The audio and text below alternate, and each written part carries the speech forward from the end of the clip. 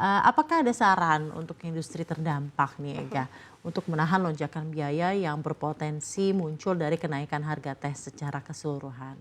Kayak kalau untuk secara keseluruhan karena sekarang yang paling, mencolok mungkin untuk matcha ya Mbak, untuk industri mungkin lebih ke diversifikasi tidak terfokus di grade matcha tertentu saja. Jadi, tiernya diperbanyak, lalu juga untuk, sumber impornya, produknya dari mana tidak hanya dari satu negara tertentu, dicari dari tempat lain juga sehingga, ada cadangan lah kalau yang di situ tiba-tiba semakin melonjak.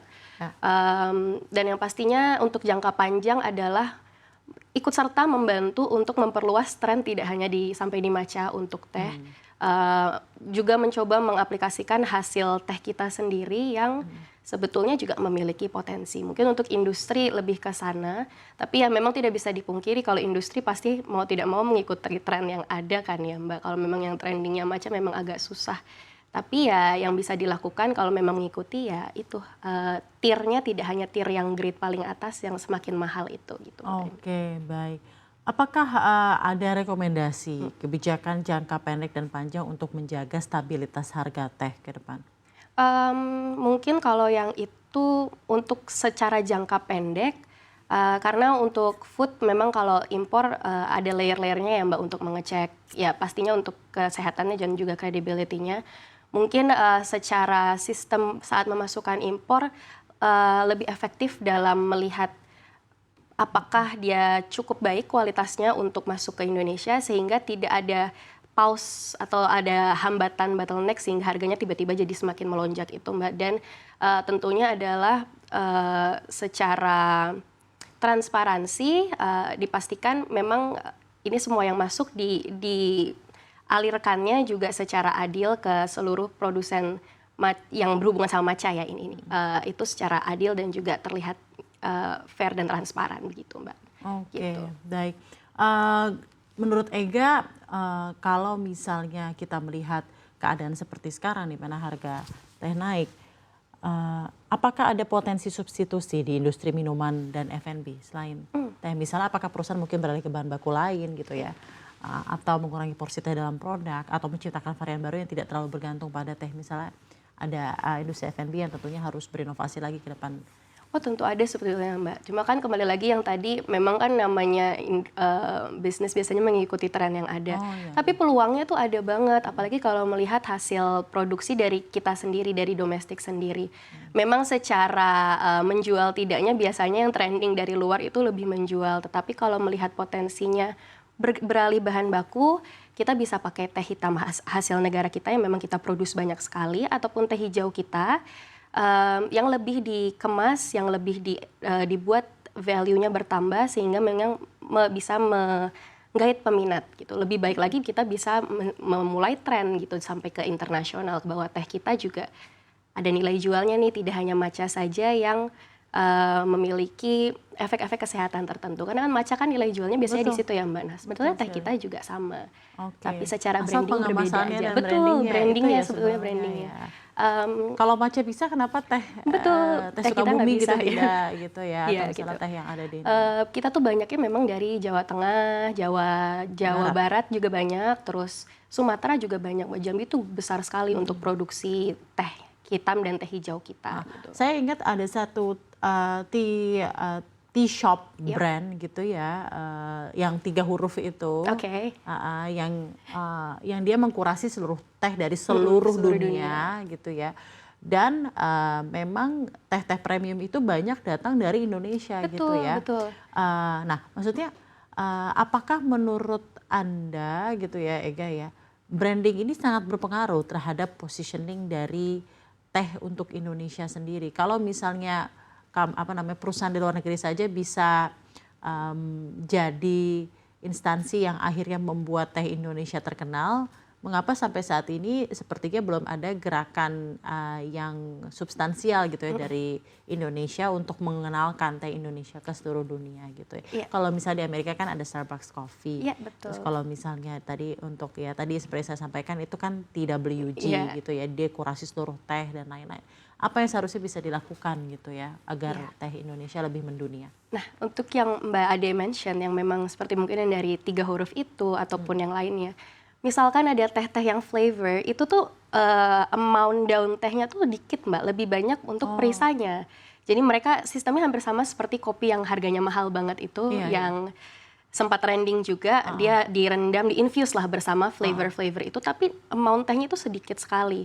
Jadi sebetulnya memang peluangnya tuh ada banget Mbak dengan teh kita yang rasanya memang tajam dan kita memiliki bahan baku lain untuk sebagai flavor. Karena kan yang menarik perhatiannya kan mereka mengkurasi tapi dibuat lagi flavornya gitu ya. Itu kita berpotensi, tetapi dukungan ke sana mungkin belum ada. Sudah ada pattern yang terbiasa, oke kita produce teh hitam, digulung sampai dia oksidasi, lalu langsung dikirim secara batch-batch besar, tidak perlu di branding, tidak perlu apa. Ya udah, karena untuk petani sudah pasti ada pemasukan, sudah pasti ada penyerapan untuk mereka. Nah, mungkin disitulah kita boleh saat melihat tren seperti ini sedang terjadi, momentum ini, negara bisa membantu masuk di situ, mengolahnya, gimana tidak hanya bahan baku yang begitu saja, tetapi ada beragam diversifikasi flavor dan juga tier-tier kelasnya, begitu Mbak. Karena tidak dipungkiri kalau teh ataupun minuman-minuman yang terlihat ya biasa, harganya pasti bisa naik kalau terlihat dia itu lebih eksklusif. Terlihat dia prosesnya itu lebih lama, lebih susah sehingga harganya lebih tinggi. Biasanya justru seperti itu yang menjadi tren kalau kita perhatikan. Nah, itu pun yang terjadi dengan matcha, karena sebetulnya matcha juga itu kan karena dijualnya adalah proses pembuatannya. Itu kita bisa banget kalau kita jual proses pembuatan dari petani kita gitu kan. Mereka menggunakan nilai jual ini sebetulnya teh seremonial. Mbak, di culture kita juga minum teh itu hal yang lumayan, iya kan, kalau kita lihat ke zaman dahulu memang ya kita memang hidupnya juga dengan teh. Jadi possibility itu ada. Jadi mungkin pasti, sepertinya membuat apa ya, narasi-narasi itu tadi ya, seremonial, narasi-narasi ini adalah culture turun-temurun dan lain-lain, lalu mengemasnya dengan packaging yang menarik, branding yang naratif gitu ya, dan mungkin kalau yang matcha itu kan dia itu naik sendiri juga karena ada industri wellness ya yang kita lihat beberapa tahun belakangan ini merebak begitu cepat begitu ya, dan sepertinya matcha ini komplementari dari aktivitas wellness yang dilakukan gitu ya secara keseharian, makanya bisa naik secara signifikan. Jadi harus ada momentum-momentum seperti itu ya tampaknya. Mumpung ada, tapi sebetulnya tidak menutup kemungkinan kita yang juga bikin momentumnya Mbak. Betul. Kita yang bikin momentum. Karena saya sendiri suka banget gitu sama teh poci dan tradisi minum teh poci dari tanah liat itu.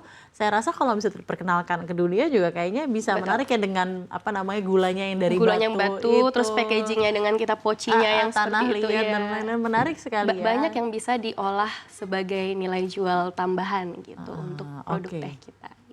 Oke. Saya pengen tanya juga mungkin ke Ega gitu ya. Bagaimana sih sebenarnya perkembangan harga teh global dibandingkan negara produsen lainnya seperti India gitu ya, ada Kenya, ada Sri Lanka. Apakah kenaikan harga di Indonesia ini mengikuti tren global atau lebih disebabkan faktor-faktor domestik? Kalau kita memang mengikuti harga global ya Mbak, kalau ini karena kita termasuk salah satu pengekspor, jadi sebetulnya kita lebih mempengaruhi sih, bukan terpengaruh.